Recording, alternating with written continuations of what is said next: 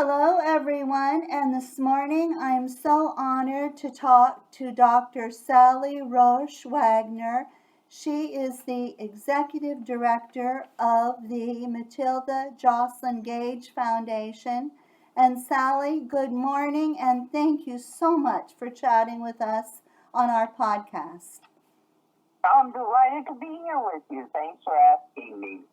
Tell me a little bit about yourself. How long have you been studying Matilda Gage? Oh, since 1973. I can't even think of the math right now. It's been a while. I actually had no intention of studying a dead suffragist. I was not that interested in the women's suffrage movement. I was a radical feminist in 1973. I had been one of the founders of one of the first women's studies programs in the country. My understanding then of the suffrage movement was that it was a few teacup ladies, Susan B. Anthony and maybe a few of her friends, and they were asking for the right to vote for 72 years, and finally men gave it to them. And I couldn't relate to any part of that story. We were on the street demanding our rights. And to think about these sort of teacup ladies asking was so far out of my realm.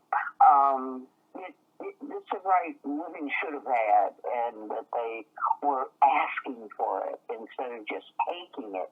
Well, that was my understanding of the suffrage movement. And then a friend of mine, a colleague, was doing a study of the South Dakota suffrage campaign in 1890. It was a major campaign of the National American Woman Suffrage Association, their first actually state campaign of that organization that had just merged with the two organizations turned into the National American. And so it was a major event. And she said, I came across this name, Matilda Gage, and it has something to do with your hometown of Aberdeen, South Dakota. I said, well, my mom has a friend named Matilda Gage. I called my mom, and she said, oh, that suffragist, that was her grandmother, Matilda Joslyn Gage. She was a very important suffragist, worked with Susan B. Anthony and Elizabeth Cady Stanton. And my mom knew all about Matilda Joslyn Gage. So how do you know that? Well, it turned out when I was a little girl, my mother and Matilda Jewel Gage, the granddaughter of Matilda Joslyn Gage, my mother's friend, they together had, did a skit for the Dakota Territorial Pioneers. And my mother played Susan B. Anthony, and Matilda Jewel Gage played her grandmother, Matilda Joslyn Gage. And so she knew about Matilda. I said, well, would you get me a meeting with her? I'd like to just see if she has any stories about her grandmother.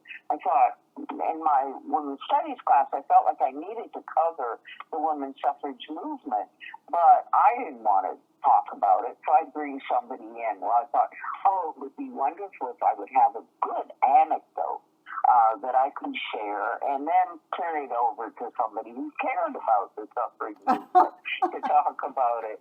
Well, I went to Matilda Jewel Gage's house that summer when I was back in South Dakota at my family lake home. And I drove into Aberdeen an hour, and it was a hot day. I almost didn't go, but I thought, oh, it's been set up. I really should go. So I walked into Matilda Jewel Gage's house, and I walked into the rest of my life in 1973. You fell in love. You fell in love with the story. Well, she took me into her dining room. She had a big dining room table, and it was literally covered with the letters that hadn't been opened and hadn't been read for 100 years. There were bound volumes of Gage's writings. There were family scrapbooks and photograph albums and published and unpublished manuscripts. It was an amazing treasure trove that nobody had ever done anything with.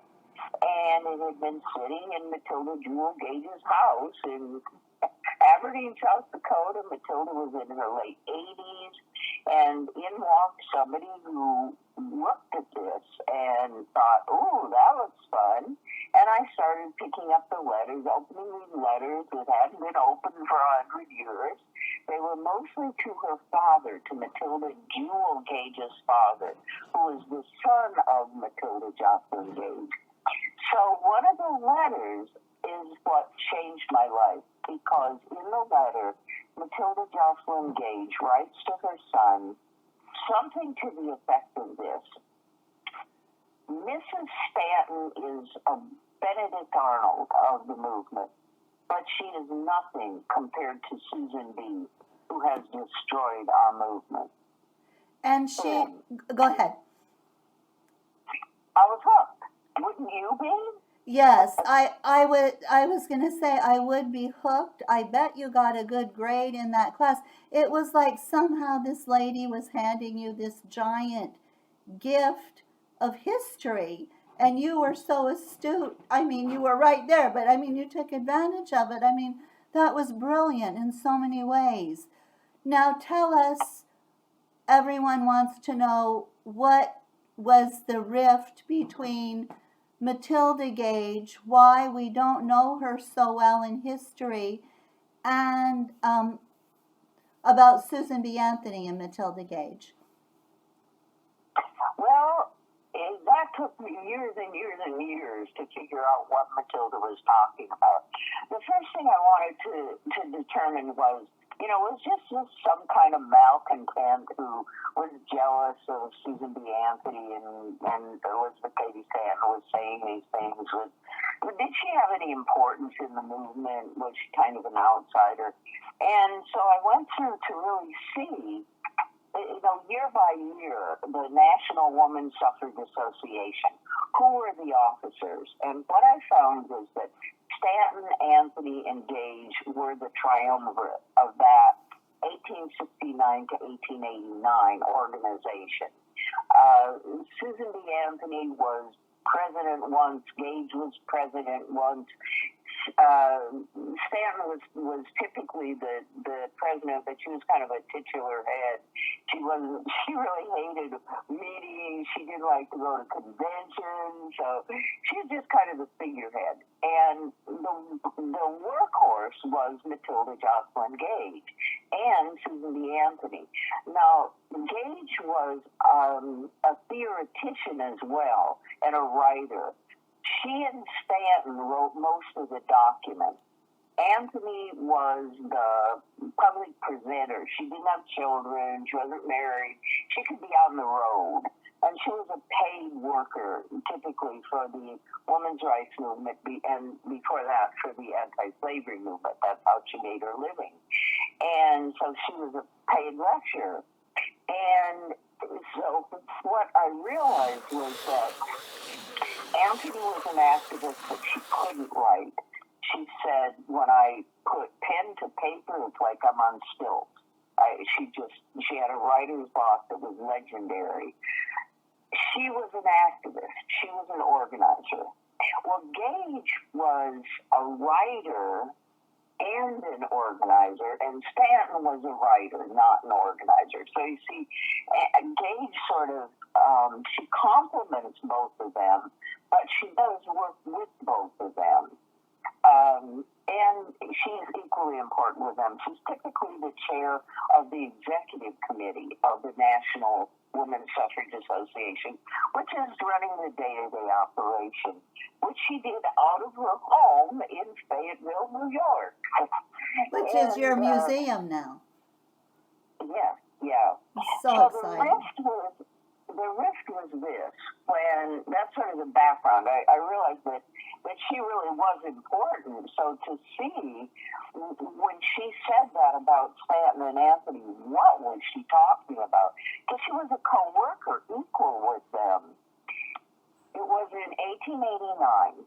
And the difference was this. There were two organizations, the National Women's Suffrage Association, the American Women's Suffrage Association.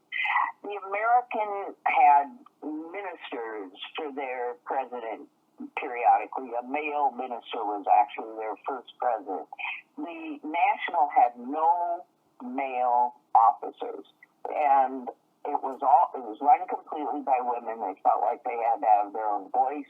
Stanton and Gage were introducing resolutions into the organization in the 1880s that talked about Christianity being the source of women's oppression. So it was a pretty radical group. Here's an example. 1876, the centennial. Gage and Stanton wrote a Declaration of Rights of Women, asked to present it at the official July 4th celebration. They were denied.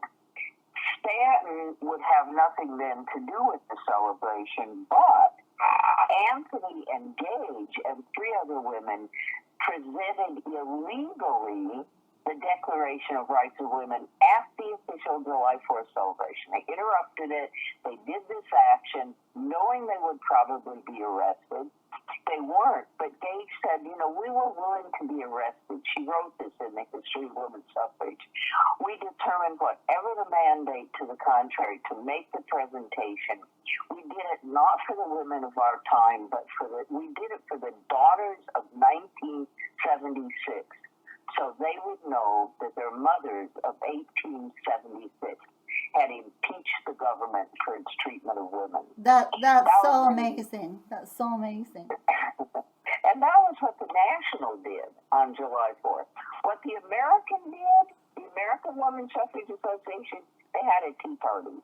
Oh. A celebratory tea party. And they were very, very different. The National was working for a federal amendment. The American was working state by state. Well, Anthony only wanted the vote. She kind of a pedestrian mind. She wasn't a visionary. And she thought, forget the vote, everything will follow. We just need to get the vote. Then we will deal with all the other issues because we'll have the power of the ballot.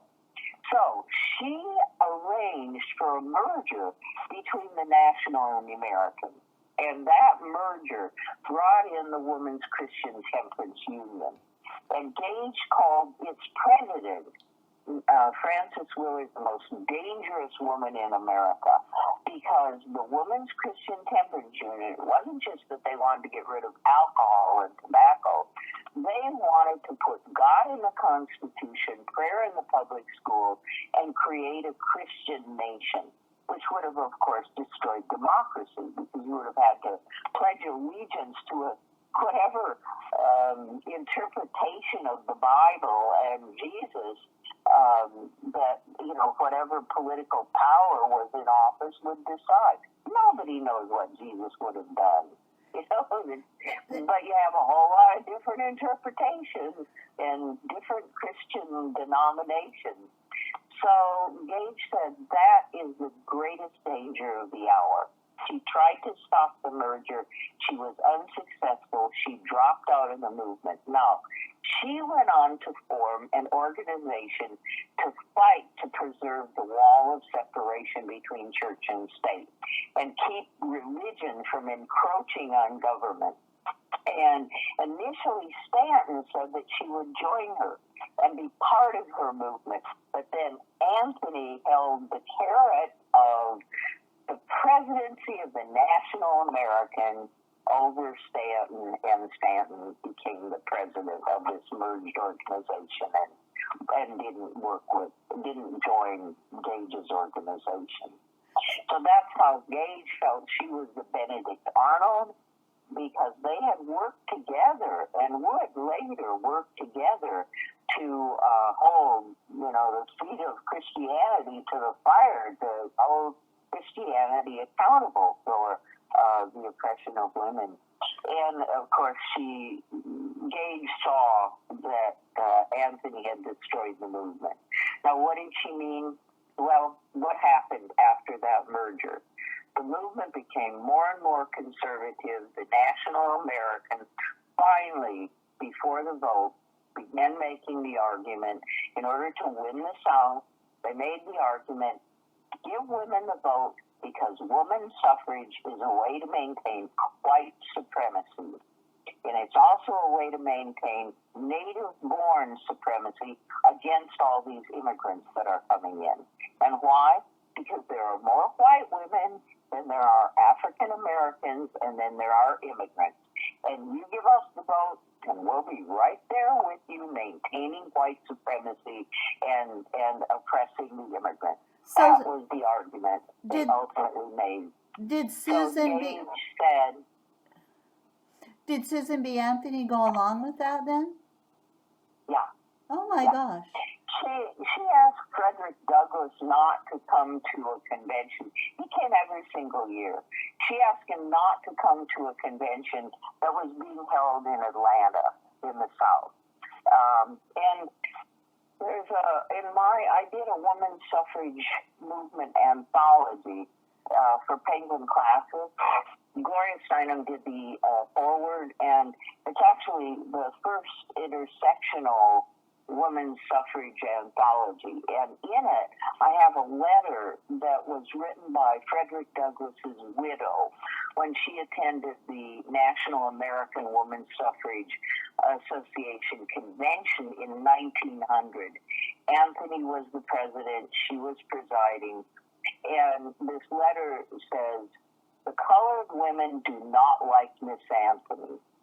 I sat in that convention and listened to a Southern delegate 3 times calling for white supremacy, and nobody interrupted. Nobody stopped her." Oh my gosh, I didn't know any of this. Wow.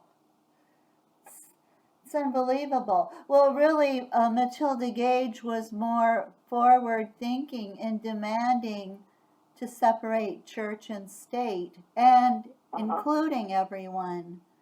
Wow. Yeah. No wonder. Today, with what's happened with the Supreme Court ignoring the most repressive anti-abortion legislation that has ever happened in this country, it's, Matilda Joslyn Gage is just standing up strong and proud and saying, "I warned you this was going to happen." Yeah, that's a real big deal to me, the church and state and abortion, because I feel like we've already had that argument, and also they don't really focus on the lady. They don't focus on the health issues of the lady or the mental health issues of the person that's wanting or not wanting to have children. So go tell us, please. I couldn't resist asking you about this recent Texas ruling. What do you think will be the outcome? I just heard that on the news this morning, and a lawyer was saying that he thought pretty soon Roe v. Wade might be pushed back to just where the states are making all the determinations. Tell us your thoughts on that.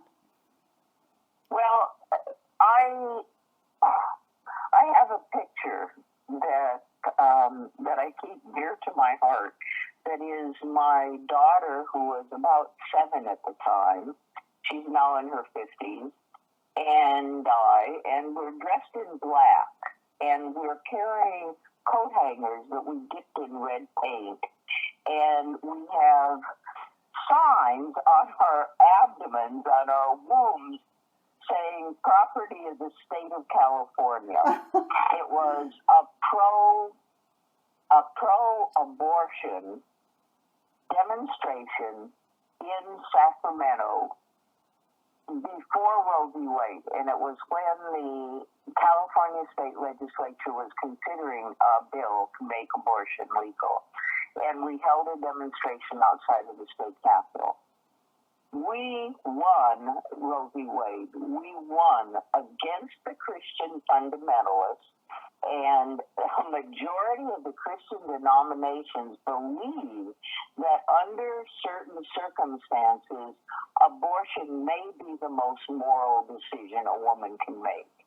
But the Catholic Church and the funding of the Catholic Church and the Christian fundamentalists they are on the edge of destroying our right to control our own bodies. And if we don't have the right to control our own bodies, we have no rights at all. That's the bottom line, the right.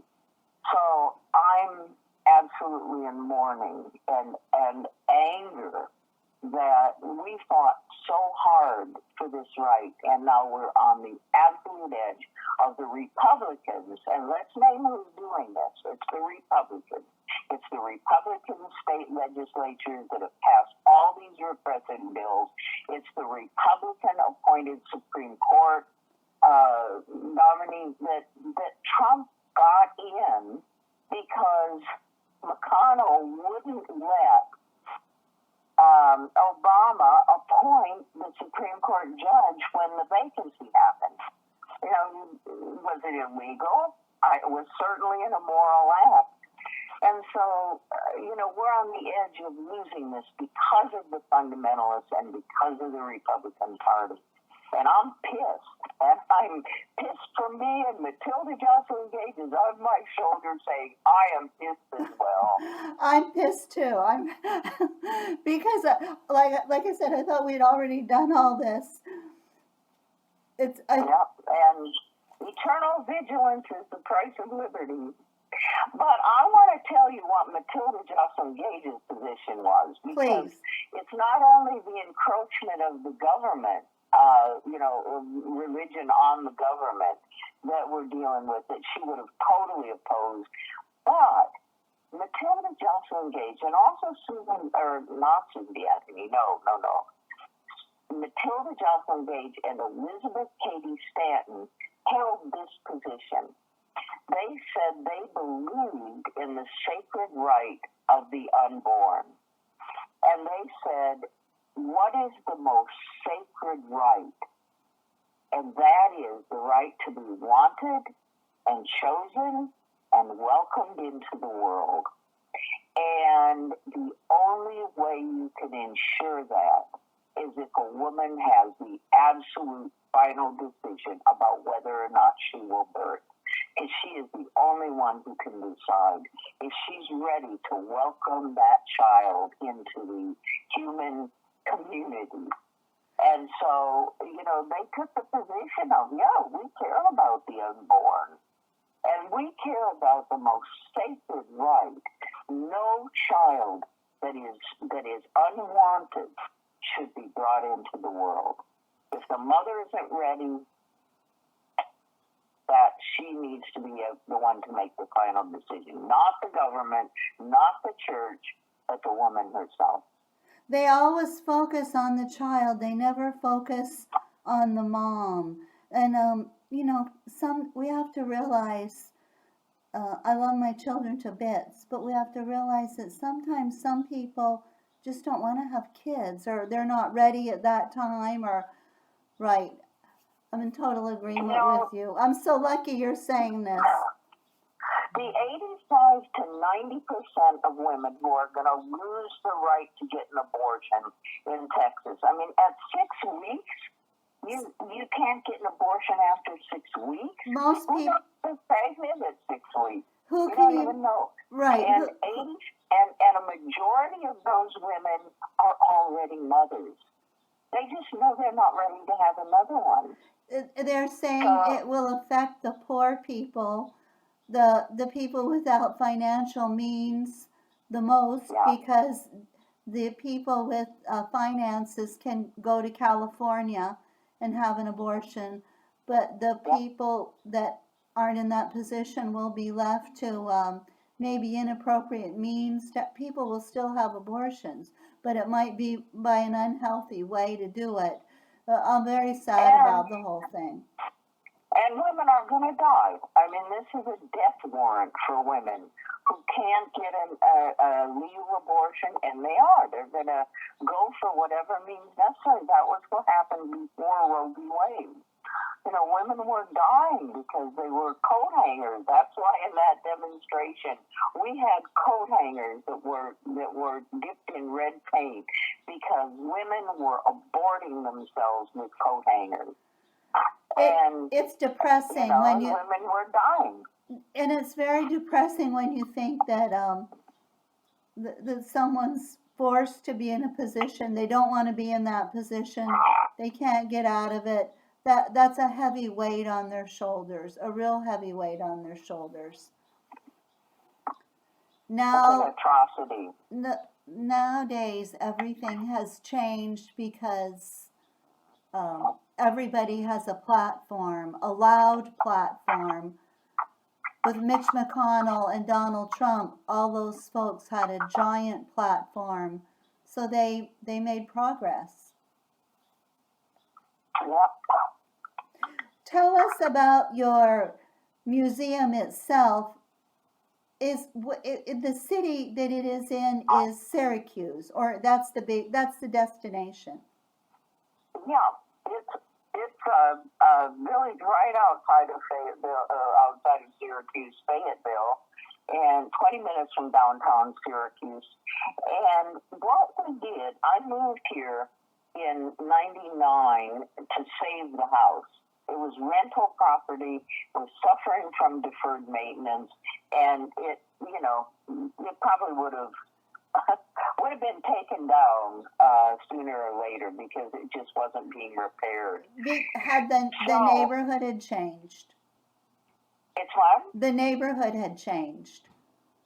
No, it's a very nice neighborhood, but it was rental property. It was a teacher that had bought it to have some income. She didn't know what the house was. Oh. And it just, if you have rental property, it doesn't pay financially to make a whole lot of repairs.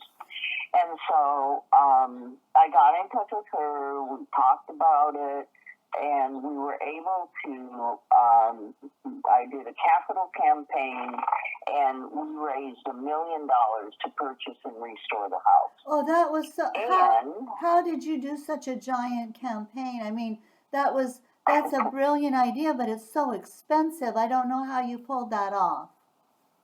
Oh, it was, the family, the descendants of Gage actually did 2/3 of the amount toward the purchase, and then we did a campaign to raise the rest. We got some government support. We had just a major campaign. We got small donations, we got big donations, and we were able to really restore the house. And in the meantime, to really think about what did we want to do with it. Well, I'm not a fan of historic homes. I gotta tell you the truth. It's sort of you go into them and you get the same routine. This is where they slept. This is where they ate. This is, here's the unique thing about this person. Matilda Joslyn Gage, when she was asked for a biographical sketch, said, I consider it an impertinence when people ask me about my husband and my children. This is my work. And she wanted to be remembered for her work, for her activism. So what I proposed and the board accepted was that every room in the house would be representative of one of Gage's social justice issues. And so it's a house of ideas. And there are 2 rules when you enter the house. One is that we ask you to check your dogma at the door and to think for yourself. So if you're willing to do those 2 things, welcome. And the other thing is, here's what we ask you to do. We say, sit on the furniture, eat and drink, touch everything, take pictures, and write on the walls. And we have whiteboard on the walls in some of the rooms, and we ask people to write their ideas. Because what we decided was Matilda Joslyn Gage was a lawbreaker. She attempted to vote illegally. She offered her home as a station on the Underground Railroad. which was an illegal act. She could have gone to jail for 6 months and fine equal to $23,000 in today's money for every freedom taker that she helped escape to freedom. And so we thought, well, we should break all the rules of a museum. And my students at Syracuse University helped us think this through. And so that's why, most museums you can't touch. You can't eat and drink. You can't, and the last thing you could ever do is write on the wall. So we want people to own the experience and to really work with the ideas. And we've had to make some adjustments, of course, given COVID, but we'll be back to the touch everything as soon as we can. And we, programming we do during the last summer, not this summer, but when the Black Lives Matter demonstrations were going on around the country, we had a demonstration for, I think it was 19 consecutive days outside the Gage Center. And we did a couple of rallies at the Gage outside. Of course, we had to do it. We couldn't bring people inside. And we had a voter education rally. We had a Black Lives Matter rally. The African Americans living in Fayetteville, a group of young women who, they live in a pretty white community, white dominant community, and they wanted the people in the community to know what it was like for them to live among people who have white privilege. And so they did a rally explaining that to the neighborhood. We also did the museum world's first dialogue on reproductive justice, and we're scheduled to do another one as soon as we can with COVID. So we ask people to dialogue, to listen to each other, to see if there's a common ground they can find. And so, like with the abortion rights issue, the common ground that we can find with anti-abortion people is, yes, we agree with you. We care about the unborn, like Matilda Joslyn Gage did. And don't you agree that the most sacred right is to be wanted and chosen? Well, how are we going to ensure that? So that's the kind of, trying to find a common place where we can have a real conversation, respecting each other. I love that idea. Totally disagree. What? Say it again. Even though we may totally disagree, yes, with the person, to respect their humanity and to believe that we can maybe find a place where we agree.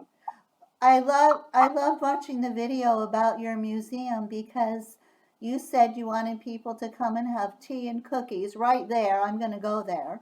And you're letting people touch things. And what was impressive to me is you have these antique vintage dolls that I happen to love personally.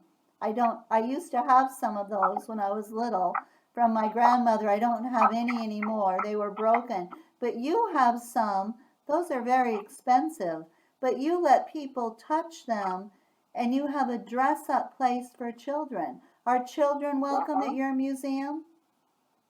Absolutely. And actually the rooms in the house are, the first room in the house is the Haudenosaunee room. And that's where people learn that Matilda Joslyn Gage said about indigenous people, indigenous nations, never was justice more perfect, never was civilization higher. With the Haudenosaunee, the Five Nations, the Six Nations, it is the women, the clan mothers, who nominate, hold in office, and remove the chiefs. They have that responsibility. It's a consensus government. The women were the agriculturalists and controlled the economy, and Dr. Gage was a model of this is what civilization looks like. The Confederacy based on peace, and I shouldn't say was, I should say is. It continues today. It's the oldest continuing democracy in the world, and it was established on the shores of Onondaga Lake, which is 20 minutes away from where I am in Syracuse. So that's the first room. And the reason we have clothes for people to try on, children and adults, is that we want them to have a physical experience of the influence. And what you can try on is the Victorian clothing. We have corsets, we have hoops, we have, all of the paraphernalia, the needle nose heels, shoes. And we want people to experience, look at this oppressive dress. And then here's the dress of the Haudenosaunee. Here is the loose-fitting, dress with leggings. And that actually was the very first reform costume that was developed in this area. So it was leggings. Where did they get that idea? White women wearing leggings. That was from the Haudenosaunee, from the Onondaga. We're in Onondaga territory. So we want people to experience that. And then the next room is the women's rights room. And then, unexpectedly, there is an Oz parlor. What the heck is Oz doing in a women's suffrage group house? Yes. Well, tell us your connection there. Matilda Joslyn Gage's son-in-law was a man named L. Frank Baum. And he was kind of a dreamer. He was a visionary. He loved to tell his boys these wonderful stories. And Matilda lived with her daughter Maud and Maud's husband Frank every winter for 14 years after Matilda's husband died. She would close up her house in Fayetteville and go live with the Baums. Well, she heard Frank telling these stories to his sons, his boys, and she said, Frank was having trouble making a living. And she said, you should really write down those stories that you tell your sons. I think that there's a market for that. She was a published writer, and she counseled him in that way. And 2 years after her death, Frank Baum, her son-in-law, published The Wonderful Wizard of Oz. And we call her the Wonderful Mother of Oz. And it's not just that she told him to write the stories. It's the influence on the stories that Matilda and her daughter Maud had on Frank Baum. You have one of the strongest females in all of children's literature is Dorothy. And if people haven't read the books, don't trust the movie. The MGM movie, Judy Garland is a wimp compared to the Dorothy in the books. I mean, the Dorothy in the books is like, she's an up and atom. She makes the decisions. The males are falling apart around her. The Cowardly Lion, the Scarecrow, the Woodman. What do I do? What do I do? And she's the decision maker. This little girl. And that's the vision of women that Frank Baum put into the world. Do you think Frank Baum is telling not the story of Matilda, but he's telling the ideals in some ways? He's telling the ideals of Matilda. Yeah, and there's a whole lot of really fun things. There's discussions about what you should eat throughout. There's 14 Oz books, actually. It's not just the Wizard. And throughout these books, there's questions about what's appropriate to eat. For example, the hungry tiger is perpetually hungry. He longs to eat fat babies, but he knows that that's morally wrong, so he's perpetually hungry. Well, Matilda Joslyn Gage was a vegetarian, and And L. Frank Baum wasn't. Well, you can imagine the kind of conversations they had around the dinner table about what's it appropriate to eat. And so that's one of the things that she influenced. There are a number of things that she influenced.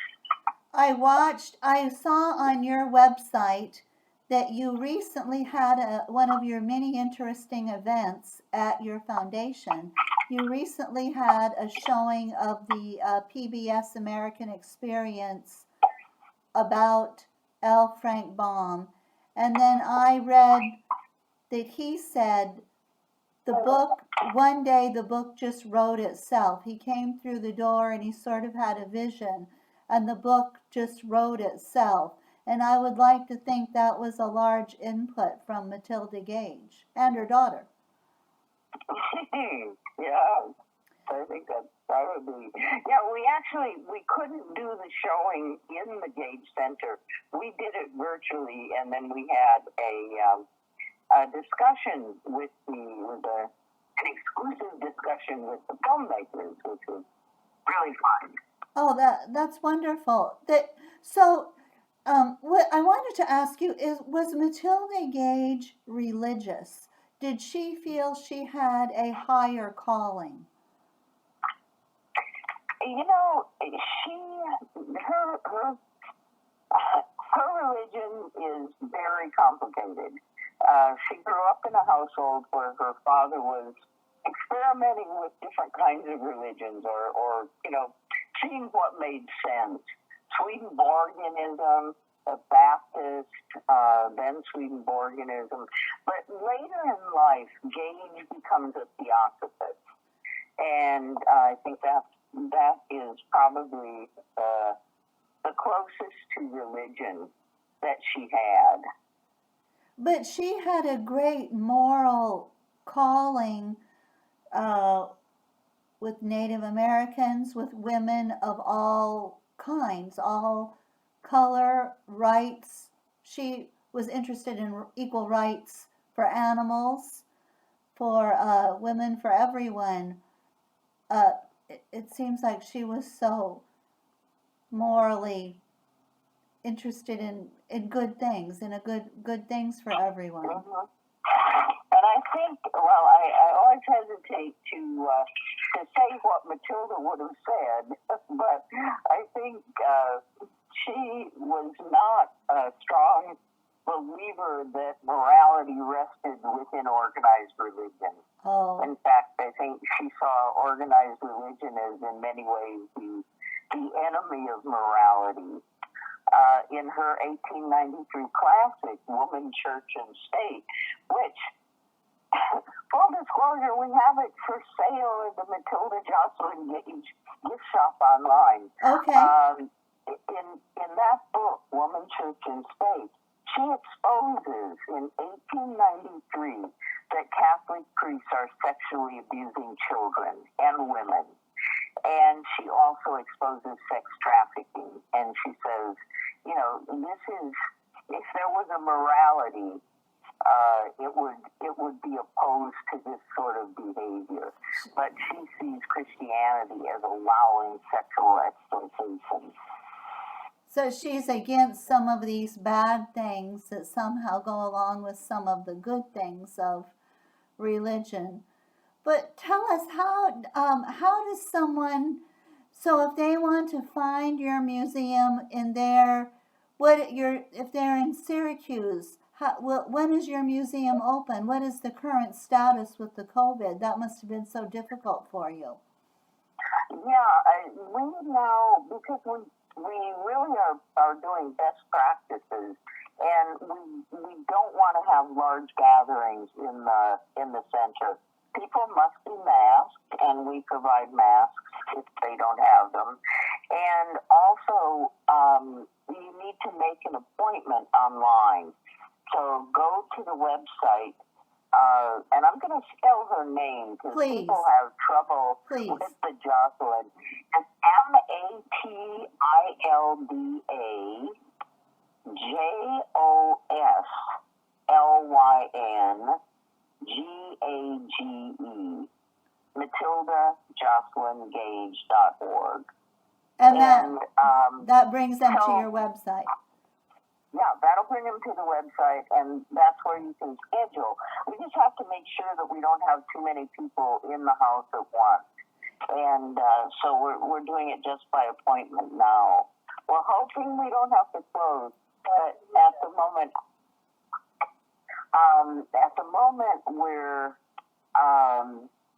still open, and we're doing virtual programs every month. And so people would like to be on our mailing list and hear what we're doing. You can do that too through the website. I enjoyed looking at some of your videos. I particularly enjoyed a video you did where you were speaking and dressed as Matilda Gage.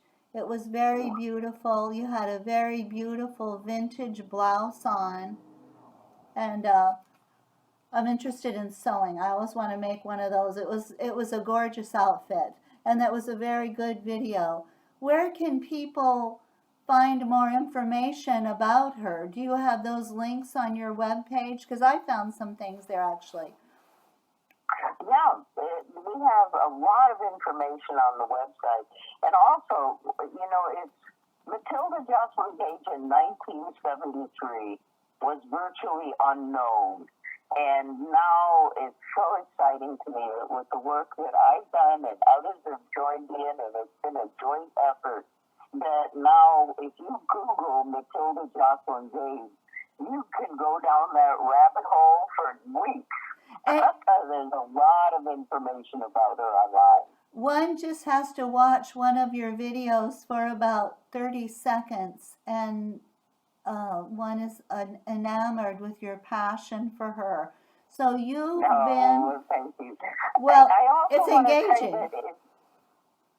Thank you. Well, if people want more information about her too, to read, go to the gift shop on our website, and we do have books about Matilda available, as well as her writing.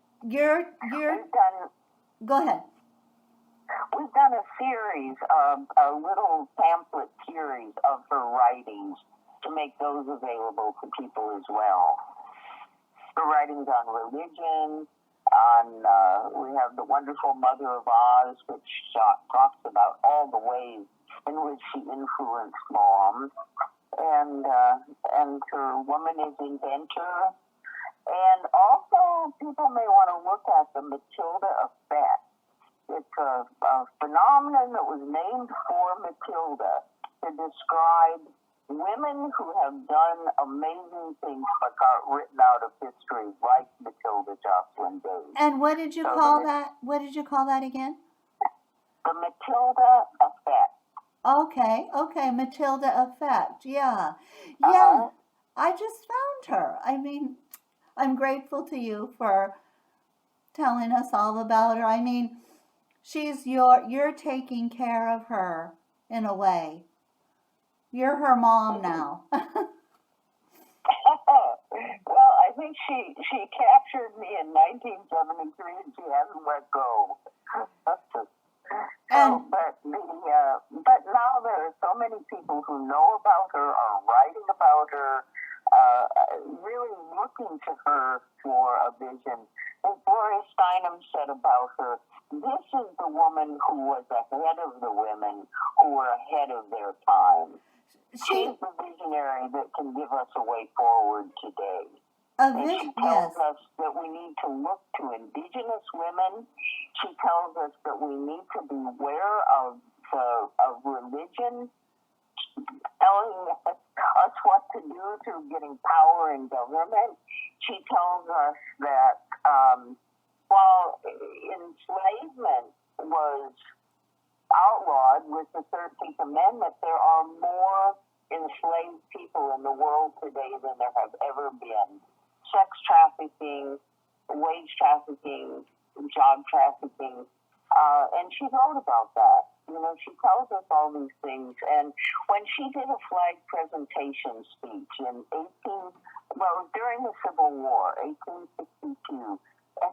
And she sent the soldiers from Fayetteville off to war with a flag, and she said, you need to remember that there will be no permanent peace in this country until there is absolute equality for every group, men and women, black and white, rich and poor, native-born and immigrant.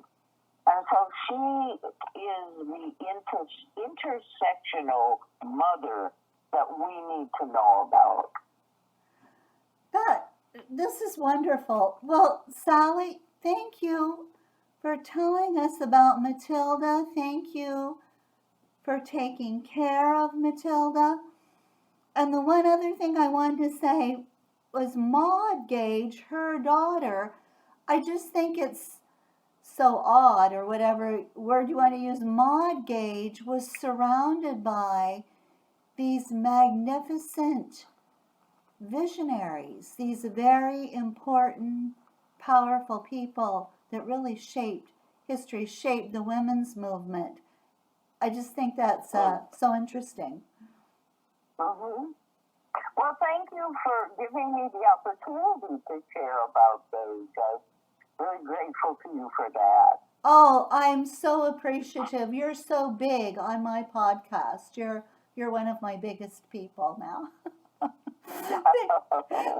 Thank you, Sally, for taking time. And I will put your references and a link to your foundation on my blog page with this podcast. And thank you, everyone, for listening. And thank you, Dr. Sally Roesch Wagner, for your time today.